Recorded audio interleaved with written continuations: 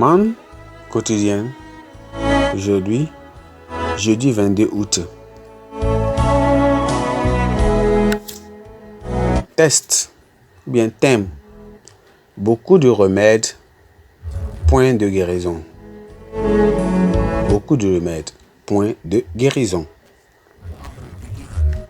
Test lecture, Jérémie chapitre 46. Jérémie 46. Lisons à partir du verset 1 à 11. La parole de l'Éternel me fit adresser en Jérémie.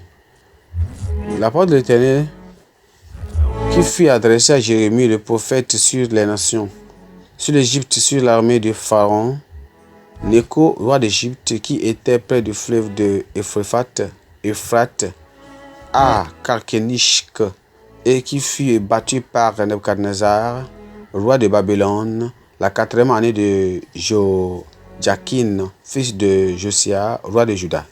Préparez le petit et le grand bouclier et marchez au combat. Attendez les chevaux, montez cavaliers, paraissez avec vos casques, polissez vos lances, revêtez la cuirasse.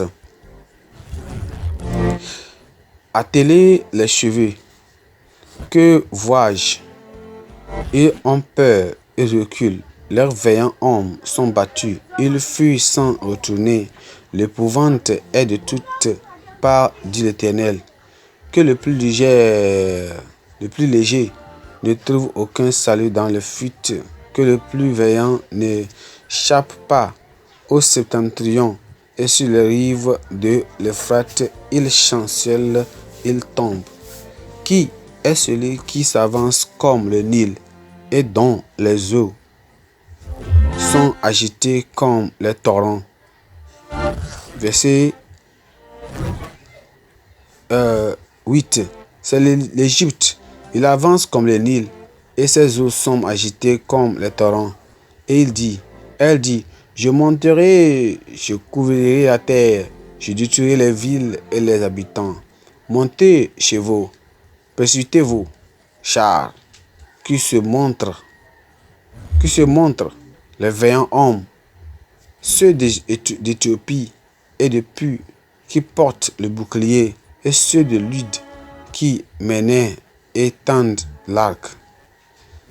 Ce jour est au Seigneur, à l'Éternel des armées. C'est un jour de vengeance, où se vengent les ennemis.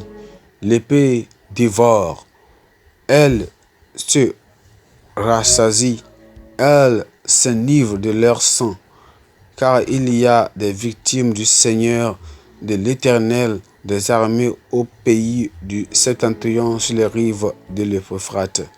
Monte en Galade, prends du baume, vierge, fille de l'Égypte, afin tu multiplies les remèdes. Il n'y a point de guérison pour toi. Gloire à Dieu. Le verset clé, c'est le verset 11, qui dit, monte en Galade, prends du baume, vierge, fille de l'Égypte. En vain, tu multiplies les remèdes, il n'y a point de guérison pour toi. Amen. La médecine moderne est perçue non comme guérisseuse, mais plus comme un traitement des maladies chroniques et une prévention des plus sévères.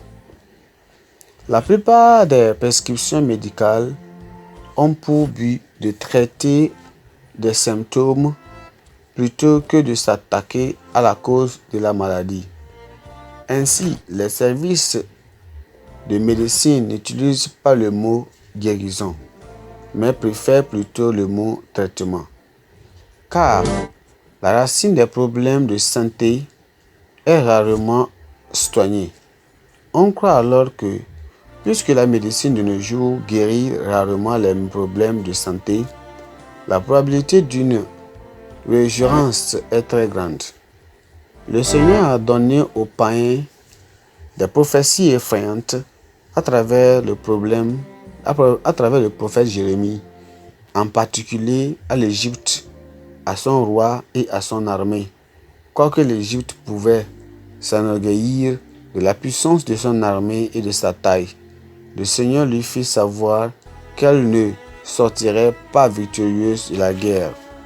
La combinaison de l'Égypte et des mercenaires qu'elle avait recrutés de l'Éthiopie, de la Libye et de Lydia n'a rien pu faire puisque le Seigneur vengea son peuple. Même avec les remèdes comme le baume de Galade, ceux qui ont pu s'échapper avec des blessures ne trouvèrent point de guérison. Ces puissances alliées avaient oublié qu'aucun remède humain ne pouvait soigner une affliction divine. Les oppositions à Dieu et à son peuple avaient la cause de leur défaite que seule la repentance pouvait permettre de guérir. Les innovations et les progrès continuent d'émerger dans la médecine. Des médicaments nouveaux et apparemment plus efficaces continuent de voir le jour de façon périodique dans le monde. Des vaccins sont développés pour prévenir les pandémies. Même la médecine manque toujours de solutions contre les maladies et les infirmités. Le meilleur effort que le monde ait pu faire a été la découverte de variants plus létaux des virus déjà existants. La racine principale des maladies et des infirmités n'a pas encore trouvé la solution. La chute de l'homme à travers Adam a changé le plan initial de Dieu d'une bonne santé pour l'humanité. Le péché, par cette chute, est entré dans le monde avec son lot de maladies et de problèmes. Dans sa bienveillance, Dieu a donné Jésus-Christ comme sacrifice expiatoire pour l'humanité. C'est la repentance vis-à-vis du péché, la confession et la foi en le sacrifice expiatoire de Jésus-Christ peut guérir l'homme de la maladie, bien de la malédiction subséquente de sa chute et dans le péché. Donc, pour bénéficier d'une bonne santé aujourd'hui, les pécheurs doivent d'abord traiter la source des maladies, c'est-à-dire et les infirmités à travers la repentance et la foi en Jésus-Christ. Donc, les croyants ne doivent pas non plus se laisser emporter par les vices tels que la peur, la doute, le manque de la foi, le manque de prière, l'orgueil, la présomption, la compromission, le joug étranger qui peuvent leur attirer la colère de Dieu et même les maladies. Si vous êtes en Christ et que vous êtes malade, vous devez faire disparaître toutes les barrières à l'exaucement de la prière, croire en Dieu pour votre guérison et réclamer ses promesses. C'est en faisant ainsi que vous aurez une guérison divine et de la bonne santé venant de Dieu.